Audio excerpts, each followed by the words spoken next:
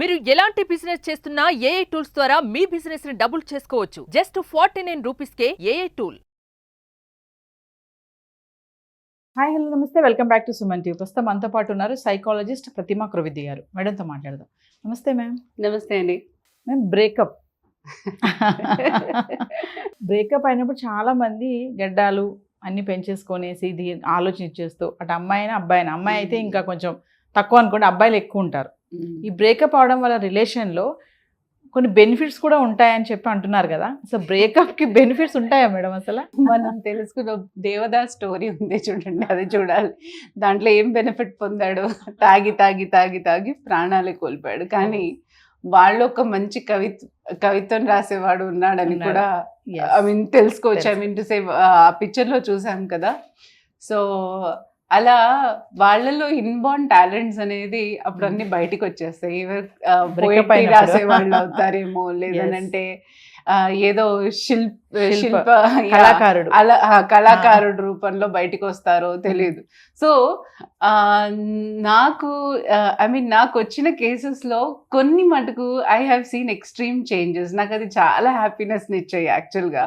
అంటే బ్రేకప్ లో ఇలా కూడా అవుతుందని, డిప్రెషన్ లో పడి తాగి, లేదనంటే ఇంకో అడిక్షన్స్ కి గురి అయ్యి, లేకపోతే ఇంకోటి ఏదో చేసేసుకోవడం అనేది చాలా చూస్తుంటాము. జనరల్గా ఏమవుతుందంటే ఈ కాలేజ్ స్టూడెంట్స్లో ఒక అది ఆ ప్రేమని తట్టుకునే శక్తి ఉండదు వాళ్ళకి.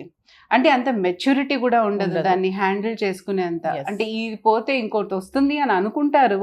అలా ప్రేమించే వాళ్ళు డిఫరెంట్ అమ్మా. నిజంగా సెన్సిటివ్గా ఒక అమ్మాయిని ఇష్టపడుతున్నారు అని అంటే వాళ్ళు తట్టుకోవడం చాలా డిఫికల్ట్. అదొక ట్రామా లాగా వాళ్ళకి మిగిలిపోతుంది. ఈ అమ్మాయి మోసం చేసినా, ఈ అమ్మాయికి ఏదన్నా అయ్యి ఉన్నా, లేకపోతే ఏదన్నా అంటే వాళ్ళలో బ్రేకప్ ఏ రిలేషన్ ట్రయాంగిల్ లవ్స్ అంటారు కదా, అలాంటి వాటిలో ఏదైనా బ్రేకప్ అయినా వాళ్ళు తట్టుకోలేరు.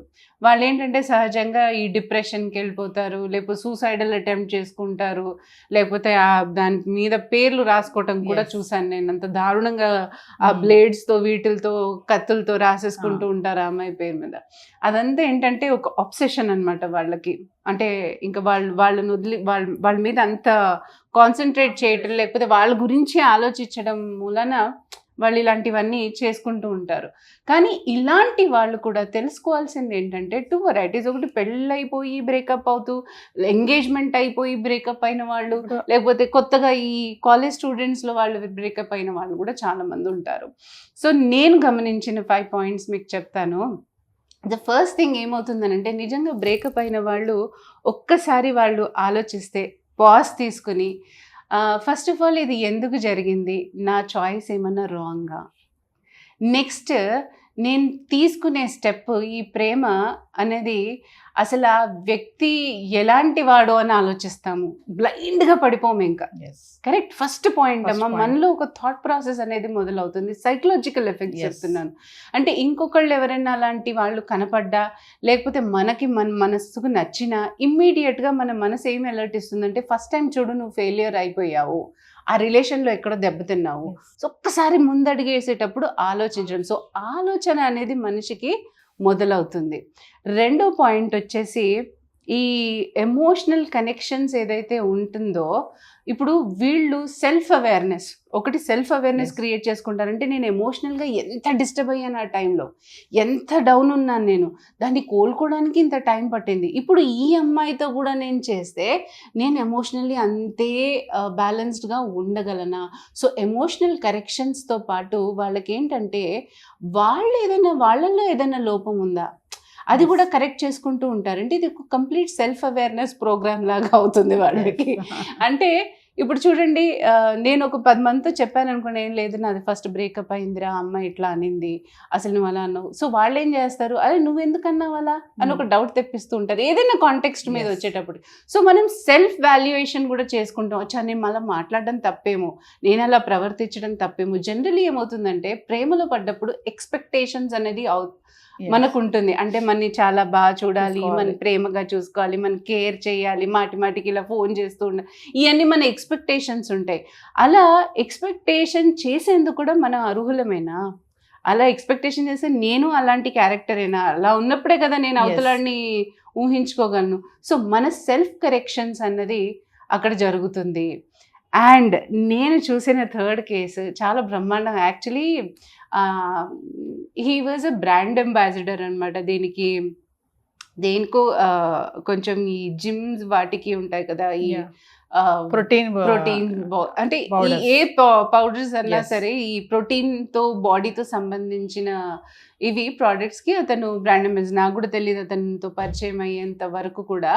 సో అతను ఇలాగే ప్రేమలో పడి ఈ ఎంగేజ్మెంట్ దాకా తీసుకొచ్చింది అమ్మాయి. ఎంగేజ్మెంట్ అయిన వెంబడే ఏదో చిన్న ప్రాబ్లం వచ్చినందుకు ఆ రిలేషన్షిప్ బ్రేకప్ అయిపోయింది. ఓకే.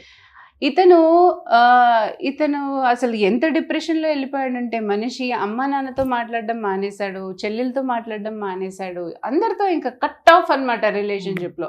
అలాంటి టైంలో నా దగ్గర కౌన్సిలింగ్కి వచ్చాడు. వచ్చినప్పుడు వాడి పరిస్థితి చూస్తే ఎప్పుడు ఏం చేసుకుంటాడో తెలీదు. సో అమ్మ నాన్నను కూడా పిలవాల్సి వచ్చింది. సో వాళ్ళు ఏంటంటే వాడు చేసే పనుల్లో అసలు యాక్చువల్గా వాడు బ్రాండ్ అంబాసిడర్తో పాటు వాడికి అదర్ యాక్టివిటీస్ కళలు కూడా ఉన్నాయని తర్వాత తెలిసింది నాకు. పెయింటింగ్ వేస్తాడు, చాలా మంచి పెయింటింగ్స్ అనమాట. సో వాళ్ళ అమ్మ నాన్నని అడిగితే చాలా మంచి పెయింటింగ్స్ వేస్తాడండి, అసలు దీంట్లో చాలా ఆరితేరి ఉన్నాడు, లాస్ట్ టైం ఒక షోరూమ్ కూడా పెట్టాడు, అప్పుడు చాలా ఇది వచ్చింది అనేసి. అలాగే ఈ వుడ్ వర్క్ చిన్న చిన్న నేమ్ ప్లేట్స్ ఇలా తయారు చేసేటప్పుడు కర్వింగ్ చేస్తారు కదా, సో అలాంటి ఆర్ట్ కూడా ఉండింది.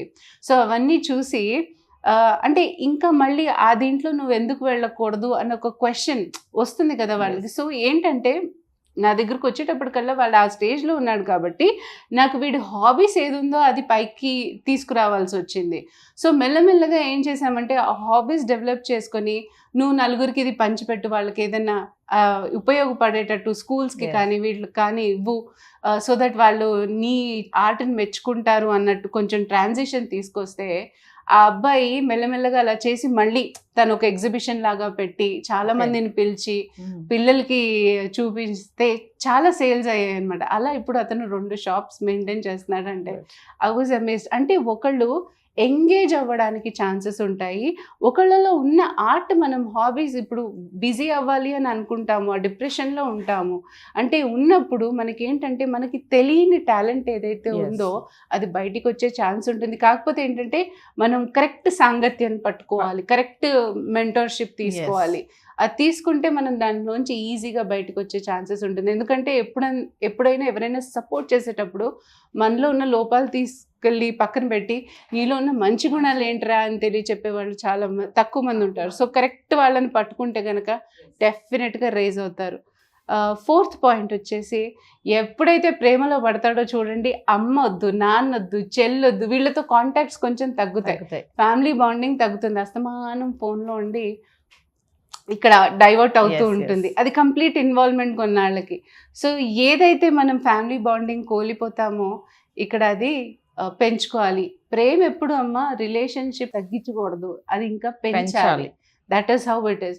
అండ్ అలాగే మనలో ఉన్న సామర్థ్యాన్ని మొత్తం ఏమంటారు తగ్గించుకోకూడదు, ఇది అలాగే పెంచుకోవడానికి ట్రై చేయాలి. అండ్ అది కూడా ఒక మంచి పాయింటే యాక్చువల్గా. సో ఏంటంటే మన ఇన్బోర్న్ టాలెంట్ని మనం నాశనం చేసుకొని కాదు కదా ప్రేమలో పడతాము, అలాగే మన రిలేషన్ని నాశనం చేసుకొని మనం దీంట్లో పడాల్సిన అవసరం లేదు కదా. సో ఏదైనా సరే తగ్గకూడదు, అన్నీ పెరగాలి అక్కడ. సో అది జరగదు. సో ఫ్యామిలీ బాండింగ్ కూడా ఇక్కడికి వచ్చేసి చూడండి, సడన్లీ బ్రేకప్ అయిపోతే ఫస్ట్ సపోర్ట్ మీకు ఫ్యామిలీదే దొరుకుతుంది. మళ్ళీ ఆ బాండింగ్, ఆ ట్రస్ట్ అనేది పేరెంట్స్ మధ్య పిల్లల మధ్య ఏర్పడటానికి అది మంచి టైం. ఎందుకంటే వాళ్ళ రియల్ ప్రేమలు వాళ్ళకి తెలుస్తాయి, వాల్యూస్ తెలుస్తాయి. అలాగే 5th వచ్చేసి స్పిరిచువల్ ఎనర్జీ అన్నమాట. ఇంకా నేను ఆ తప్పు చేయకూడదు, నేను ఒకసారి పడిపోయి నేను ఒకసారి నాశనం అయ్యాను, ఇప్పుడు తీసుకునే స్టెప్ మాత్రం చాలా జాగ్రత్తగా. ఫస్ట్ మనం ఆయన్నే కోరుకుంటాము, వచ్చే అమ్మాయి మాత్రం జాగ్రత్త, మంచి అమ్మ వస్తే బాగుండు, లాస్ట్ టైం నిజంగానే అది ఒక కనెక్షన్ అయిపోతుంది. సో మన సరిదిద్దుకునేది సెల్ఫ్ కంట్రోల్ అనేది వస్తుంది. సో ఇవన్నీ అడ్వాంటేజ్ చూస్తే బ్రేకప్ అయిన వాళ్ళు వరీ అవ్వాల్సిన అవసరం లేదు. ఫస్ట్ ఆస్పెక్ట్ ప్రమేయంగా స్టెప్ బై స్టెప్ మీరు నోట్ చేసుకుని చక్కగా సెల్ఫ్ కంట్రోల్ అనేది తెచ్చుకోండి. ఎవరి మీద అంత పడిపోక్కర్లేదు, ఎవరి మీద అంత అసహ్యం పెంచుకోక్కర్లేదు జీవితంలో. సో మనని మనం మార్చుకోకూడదు. మన ఇంటర్నల్ ఎనర్జీస్ ఏదైతే ఉంటాయో దాన్ని మార్చుకోకూడదు, అది ఎవరే అయి ఉండనివ్వండి. సో అది మాత్రం మనం గట్టిగా ఉంచుకోవాలి. అంటే we need to build and be strong అని అంట. సో బ్రేకప్ వల్ల ఇన్ని బెనిఫిట్స్ ఉన్నాయని తెలియక చాలా మంది బ్రేకప్ అయిపోయాక లైఫ్ అంతా స్పాయిల్ చేసుకుంటున్నారు మేడం. మరి మీరు చాలా పాయింట్స్ చెప్పారు, మరి బ్రేకప్ వల్ల కూడా మంచి బెనిఫిట్స్ ఉన్నాయి అంటున్నారు. ఈ ఫాలో అయితే లైఫ్ స్పాయిల్ అవ్వాల్సిన ఛాన్సే లేదు. చాలా ఎక్కడ కూడా మంది అసలు. ఉంటారమ్మా, బిజినెస్ పీపుల్ Yes. ఉంటారు. అంటే వీళ్ళు ఏంటంటే కంప్లీట్ గా బిజీ అయిపోవాలి, ఎక్కడో అక్కడ లైఫ్ లో దెబ్బతింటారు. ఇప్పుడు పెళ్ళైన వాళ్ళు కూడా కొంతమంది చూడండి, కపుల్స్ లో మంచి రిలేషన్షిప్ ఉండదు. వీడు బిజీ అవ్వడానికి వీడెన్నో ఏమంటారు ఏరియాస్ వెతుక్కుంటూ ఉంటాడు. దీంట్లో నేను గొప్ప, దాంట్లో నేను గొప్ప, కంప్లీట్ గా బిజీ అయిపోవడం వర్క్ లో, సో దట్ ఈ లోడ్ నాకు తెలియకూడదు అని చెప్పి. Yes. సో హ్యూమన్ క్వాలిటీ అది. మనం మళ్ళీ తేరుకుంటాం, మనం బయటపడతాం, కానీ మనం అంత ధైర్యం తెచ్చుకోవాలి బయట పడగలము అని. ఆ టైంలో మంచి సపోర్ట్ కూడా మనకు దొరకాలి, మీరు అన్నట్టుగా లైక్ మెంటల్ సపోర్ట్. మంచి మెంటల్ సపోర్ట్ అయితే కావాలి, మెంటార్ సపోర్ట్ అయితే చాలా కావాల్సి వస్తుంది. Thank you madam. Thank you so much.